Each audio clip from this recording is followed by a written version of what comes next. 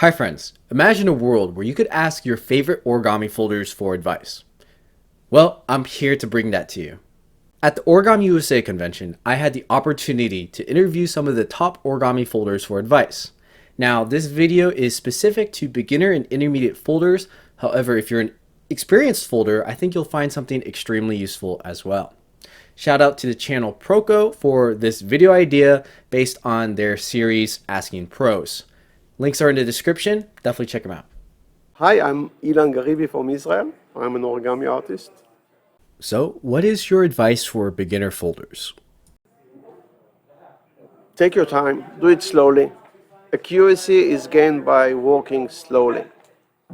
I'm Brian Chan. I really like insect folds, obviously, things that are complex, but ultimately it doesn't have to be complex. I like things that are really lifelike.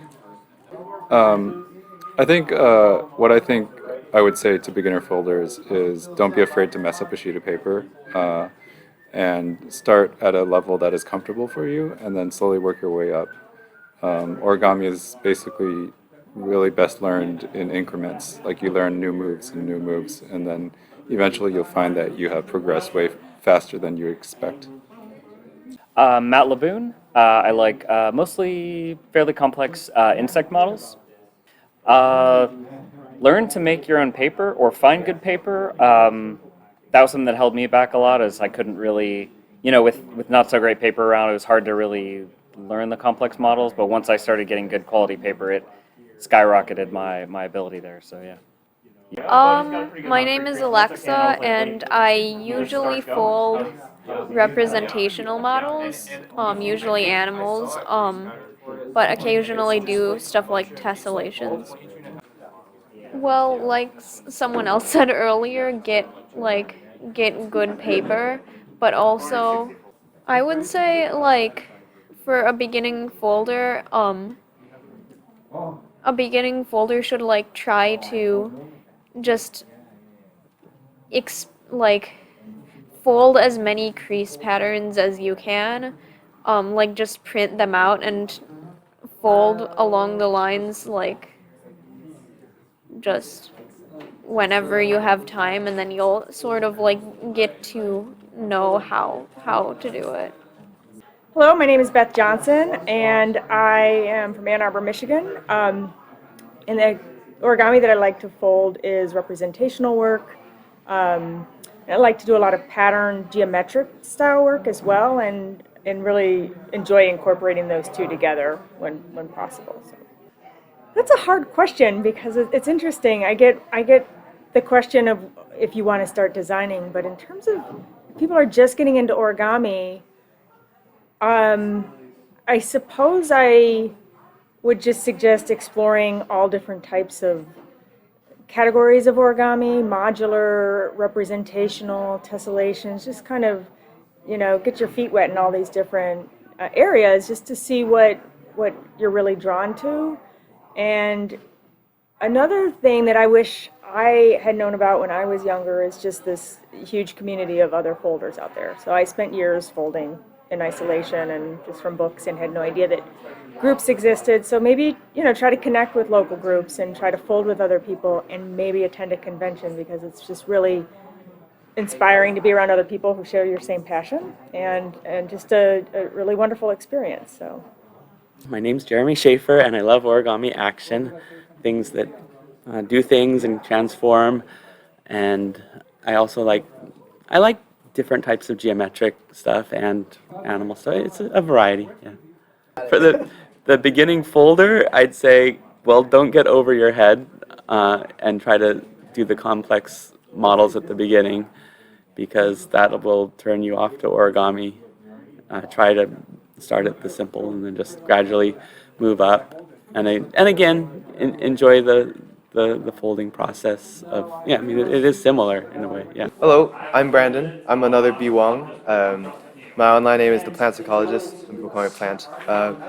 I like mainly box bleeding. I've been branching out into a bit of other design methods that have potential, but I'm mostly focused on box bleeding. And within box bleeding, I like human figures.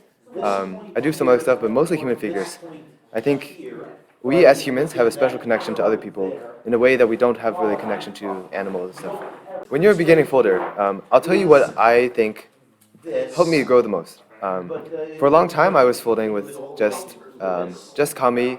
I was limited to basically kami, tracing, and craft, which are okay, and printer paper, of course. But no, these are okay. And I got pretty far with it. But I think I was a little bit held back by that. So I think if you feel like you're at the point where like, I wish this paper weren't so thick, or I really want to do this large model. I think I can do it. Go for it. Do double tissue. I think double tissue is the way to go. I still use double tissue. Some of my exhibition models were double tissue, and it works. It'll take you very far. If you're like really beginner, make sure your creases are sharp. Take your time to make sharp references or clean references. Everything accurate, especially in the beginning of the model, is very important. Also, if you want to become a really good folder, I think it's important to learn how to shape. Shaping is something that you can't learn from a book. Videos can kind of show you, but it's hard. You really have to learn it for yourself, like most things in origami. Video tutorials are pretty helpful because you can see an experienced folder do it and you can mimic it. Using glue and tweezers are also very essential. But also it's important to be able to feel free to go off the diagrams. And you're a sculptor, you're an artist. Diagrams are a suggestion, let me say that. I mean, definitely follow the structural steps, but when you get to the end, you can branch off. You don't need to feel pressured to stick to that. And if you think, okay, I want to try out this new leg structure. I want to try bending this. I want to try making 3 toes instead of 4. I want to do that and that. Go for it. And you might fail, but that's how you learn. It sounds cheesy, but it's really true. So. My name is Zodle, and I'm kind of mostly into modulars and recursive designs. So a lot of just patterns that repeat themselves. I've kind of been more moving into like combining those two art forms together. So now I've been doing a lot of like modular recursive pieces. So lots of units and they get smaller each level. So kind of stuff like that. For beginner folders, obviously I think practice makes perfect, but I think just experimenting with different things and learning from others. Like I mean, we've all been folding. A lot of us have been folding for years at the convention. I think we still learn something every time we come here just from other people. And like even me as like a teacher, like an online teacher, I think I learn from every class that I go to. You learn from different teaching styles and different techniques and things like that. So I think there's a lot to learn from other people. And I don't know. I think that's one of the coolest things about the origami community is everyone has their own style. And I don't know. I just think for beginners, I think just immersing yourself in this and kind of just taking it all in and coming up with your own style or there's not one right way to do it or wrong way. So I don't know. I think coming up with your own style is something really important. Good morning. My name is Quentin Trolip. I currently live in Canada. I've been doing origami for probably about 35 years. And what I enjoy most is designing figurative origami, mainly mammals and birds. A piece of advice to beginner folders is to fold as many as possible different types of origami.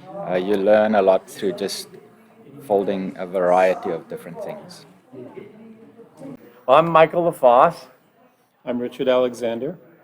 I really enjoy folding origami that represents living subjects, plants and animals, and often coming up with new designs to express those ideas too. I like fairly simple things, like Kenneth Kawamura's butterfly ball and all of the other pieces that go with it, the negative space, the buttercup ball. I like things that are action models and things that are simple enough to share with people when you're making new friends or breaking the ice. Wow. My advice to beginner folders has changed over the years. It used to be that I would say, okay, go ahead and get your hands on every book you can get, but back then there were only 12 books. But now I tell them, go on the internet and Google anything that you like and add the word origami to it, and then just roll around and just get an idea for what's out there in that subject. Now, once you do find what you want, don't get in over your head.